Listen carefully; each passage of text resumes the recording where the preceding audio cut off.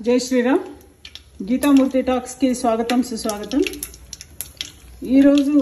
నేను మీకు ఒక కొత్త వంటకాన్ని చూపిస్తున్నాను। తెలంగాణలో బొబ్బర్కాయ అంటారు। బొబ్బర్కాయలు ఇది ఈ సీజన్లో మాత్రమే దొరుకుతాయి। ఈ వర్షాకాలం వచ్చిందంటే మనకి చాలా రకాల పంటలు పండుతాయి। దాంట్లో భాగంగా ఈ బొబ్బర్కాయ ఉంటుంది। దీన్ని హైదరాబాద్ వాళ్ళు బరాబాటి అని అంటారు।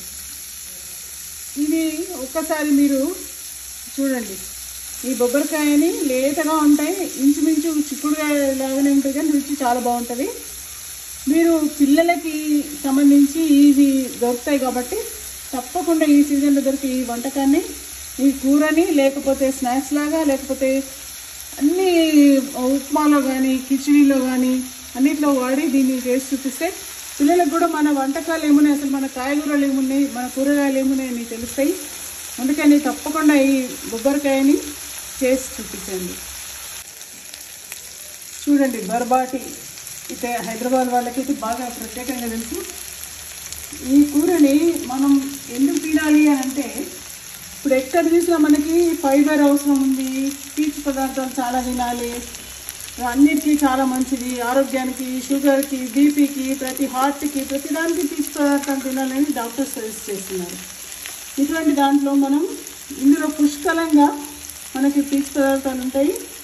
అందుకని తప్పకుండా మీరు తింటే, మనం తింటే మన పిల్లలకి తెలుస్తుంది, లేకపోతే అసలు పిల్లలకి తెలిసే అవకాశమే లేదు। ఇటువంటి వంటకాలు తప్పకుండా మీరు తింటూ పిల్లలకి చూపించి, అది ఎట్లా ఉంటుందో చూపించి చేసినట్టయితే తింటారు పిల్లలు।